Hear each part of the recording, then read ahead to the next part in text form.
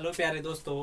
पिछली क्लास में हमने मेवाड़ के इतिहास में अंतिम शासक के रूप में जयद्रथ सिंह को पढ़ा था और उसके बाद अगली आज की जो क्लास है इसमें आज हम पढ़ेंगे रावल रतन सिंह के बारे में।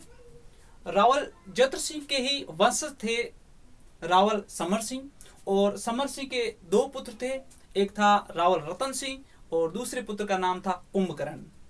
कुंभकर्ण तो भारत छोड़कर नेपाल चला गया था और नेपाल जाकर के उसने वहीं पर कुइल वंश की स्थापना की थी। रावल रतन सिंह ने चित्तौड़गढ़ पर रहकर चित्तौड़ पर शासन किया। तो आज हम पढ़ेंगे रावल रतन सिंह के बारे में। इस रावल रतन सिंह के बारे में पूरी कहानी के रूप में समझेंगे कि रावल रतन सिंह के शासनकाल में क्या क्या हुआ, कौन सी घटना घटी थी, उसके बारे में विस्तार से चर्चा करेंगे। रावल रतन सिंह और पद्मिनी के बारे में जो कहानी है, उस पूरी कहानी का जो जिक्र है 1540 में एक ग्रंथ की रचना की गई थी और उस ग्रंथ का नाम था पद्मावत। इस पद्मावत ग्रंथ की जब रचना की गई 1540 में, और इसकी जो रचना की गई थी वो रचना की गई थी मलिक मोहम्मद जायसी द्वारा। मलिक मोहम्मद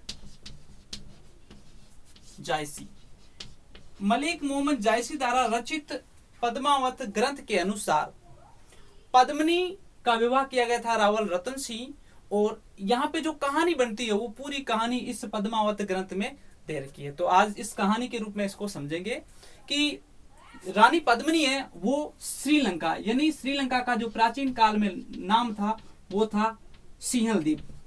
प्राचीन काल में इसका जो नाम था वो सिंहल द्वीप का उस समय जो राजा था, यानी रावल रतन सिंह के समय सिंहल द्वीप का जो राजा था वो राजा का नाम था गर्दव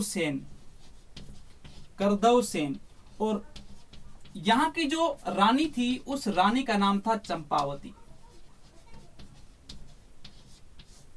और इन दोनों की एक पुत्री थी और वो पुत्री राजकुमारी थी। राजकुमारी का नाम था पद्मिनी।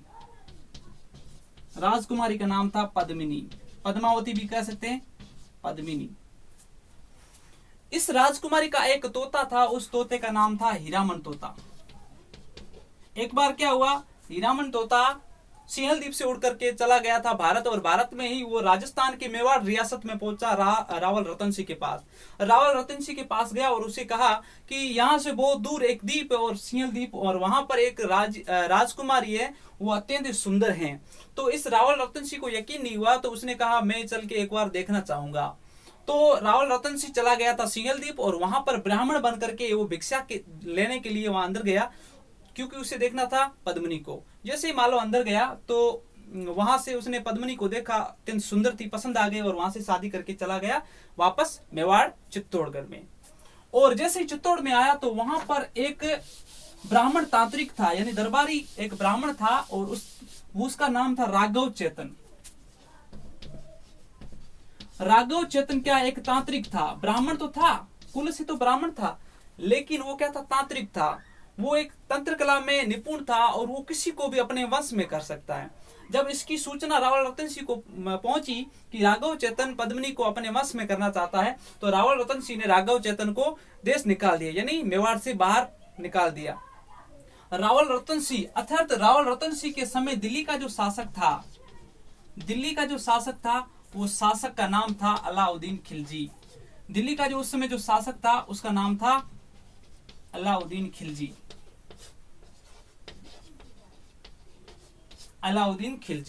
राघव चेतन चला गया दिल्ली, और दिल्ली में अलाउद्दीन खिलजी से जाकर के मिल करके उसने एक बात कही कि रावल रतन सिंह एक अत्यंत सुंदर रानी लाया है, अत्यंत राजकुमारी लाया है, जिसका नाम पद्मिनी है, बहुत ही सुंदर है।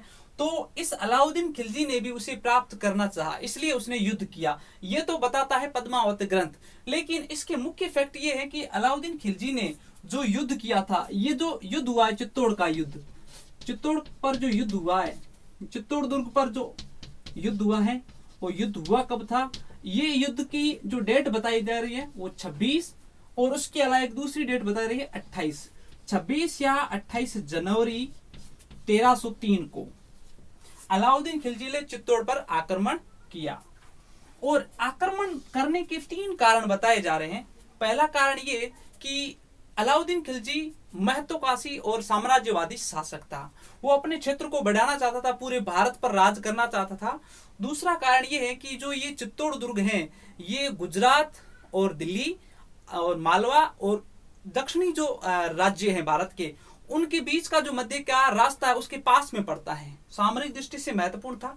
तीसरा मुख्य फैक्ट बताया जाता है कि रावल रतन सिंह की जो रानी थी पद्मिनी, उसको प्राप्त करने का इसका जिक्र था, यानी ये प्राप्त करना चाहता था, इसलिए उसने 26 जनवरी 1303 पर चित्तौड़ दुर्ग पर आक्रमण किया। और ये आक्रमण खत्म कब होता है? ये होता है 26 अगस्त 1303 को। 26 अगस्त 1303 को युद्ध में क्या विजय प्राप्त होती है, यानी चित्तौड़ दुर्ग पर विजय प्राप्त करता है। और उसी समय क्या हो जाता है? साका होता है। और इस साके की जो जानकारी है वो अलाउद्दीन खिलजी का एक दरबारी कवि था जिसका नाम था अमीर खुसरो। साका कब होता है? 1303 में। 26 अगस्त 1303 को साका होता है। और ये साका अमीर खुसरो द्वारा रचित एक ग्रंथ है, उसमें बताया गया है कि अलाउद्दीन खिलजी द्वारा चित्तौड़ दुर्ग पर जो युद्ध किया गया था, चित्तौड़ दुर्ग पर जो युद्ध किया था उसकी जो घटना की जानकारी वो कहां से मिलती है? तो अमीर खुसरो, ये अमीर जो खुसरो है, ये अलाउद्दीन खिलजी का दरबारी कवि था। इसने एक ग्रंथ लिखा था जिसका नाम था खजाइन उल फुतू। खजाइन उल फुतू नामक ग्रंथ से ये पता चलता है कि चित्तौड़ दुर्ग पर 26 जनवरी 1303 पर अलाउद्दीन खिलजी ने युद्ध किया था और इस युद्ध के दौरान विजय प्राप्त की। और उस समय एक शाखा हुआ था, प्रथम चित्तौड़ का शाखा 1303 में हुआ था। इस शाखे में जोहर और केसरिया किया गया था, यानी जोहर और केसरिया दोनों संयुक्त रूप से जब होता है तो उसे शाखा कहते हैं। अगर जोहर और केसरिया में से अगर एक नहीं होता है तो उसे अर्ध शाखा कहते हैं। जब ये शाखा हुआ तो जो केसरिया करने वाले थे, वो केसरिया करने वाले कौन कौन थे? केसरिया करने वाले थे एक तो पद्मिनी का चाचा और उसका एक भाई, यानी गोरा और बादल।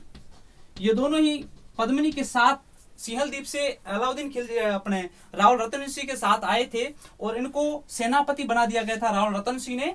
तो गोरा और बादल क्या हुआ? केसरिया किया था, रावल रतन सिंह भी मारा गया था। और जो जोहर किया था, वो जोहर करने वाले थे वो थी रानी पद्मिनी। 1600 रानियों के साथ में इसने क्या किया? पद्मिनी ने जोहर किया था। रावल रतन सिंह मारा गया। अब अलाउद्दीन खिलजी ने अपने पुत्र खिज्र खां को क्या हुआ? खिज्र खां को चित्तौड़गढ़ दुर्ग सौंप दिया और उसका नाम है वो क्या रख दिया? खिजराबाद रख दिया। कुछ समय के बाद अलाउद्दीन खिलजी की क्या हो जाती है? मृत्यु हो जाती है। जैसे अलाउद्दीन खिलजी की मृत्यु होती है तो ये खिज्र खां दिल्ली वापस चला जाता है और उस चित्तौड़ दुर्ग का जो किलेदार है वो किलेदार नियुक्त करता है जालोर का एक शासक था, जालोर के सोनगरा शासक है जिसका नाम है मालदेव। एक तो मारवाड़ का भी शासक मालदेव है, लेकिन ये जालोर के सोनगरा शासक है मालदेव। इस मालदेव को क्या है? चित्तौड़ का किलेदार नियुक्त किया जाता है। कुछ समय के बाद जैसे ही इस मालदेव की मृत्यु होती है तो उसके बाद जो अगला जो किलेदार बनता है, अगला किलेदार बनता है इस मालदेव का पुत्र है बनवीर। बनवीर को क्या है? चित्तौड़ का किलेदार बना दिया जाता है।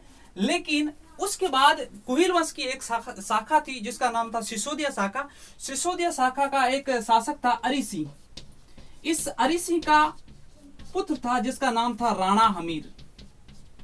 और मेवाड़ के इतिहास में, मेवाड़ के जो शासकों में राणा की उपाधि धारण करने वाला प्रथम शासक राणा हमीर था। और हमीर के बाद के सभी शासक अपनी उपाधि के रूप में राणा लगाते थे। तो राणा हमीर ने क्या किया? 1326 पर चित्तौड़ के दुर्ग पर इस बनवीर को हरा करके चित्तौड़ दुर्ग पर अधिकार कर लिया। और उसके बाद जब ये राणा हमीर ने दिल्ली पर अपने मेवाड़ पर अधिकार किया, उस समय जो दिल्ली का शासक है, वो दिल्ली का शासक कौन था? उस समय शासक था मोहम्मद तुगलक। तो इस मोहम्मद तुगलक ने भी क्या है? चित्तौड़ दुर्ग पर विजय प्राप्त करने के लिए युद्ध किया, लेकिन राणा हमीर ने उसको हरा दिया था। कुछ समय के बाद जैसे मान लो महाराणा कुंभा शासक बनते हैं तो कुंभा के जो द्वारा रचित जो ग्रंथ है, जैसे कुंभलगढ़ प्रशस्ति या कीर्ति स्तंभ प्रशस्ति है, उन ग्रंथों में यह बताया गया है कि राणा हमीर को विषम घाटी पंचानन कहा गया, यानी विषम परिस्थितियों में सिंह के समान बताया गया है। तो ये तो आज हमने पढ़ा रावल रतन सिंह और राणा हमीर के बारे में। अगले चैप्टर में, चैप्टर 4 में अगले शासकों के बारे में पढ़ेंगे कि राणा लाखा, मोकल, जो भी इंपॉर्टेंट जो शासक है उनके बारे में विस्तार से चर्चा करेंगे। आज का वीडियो यही समाप्त होता है। अगर आपको हमारा वीडियो पसंद आए तो प्लीज इसको लाइक, शेयर और सब्सक्राइब जरूर करना। थैंक यू, धन्यवाद।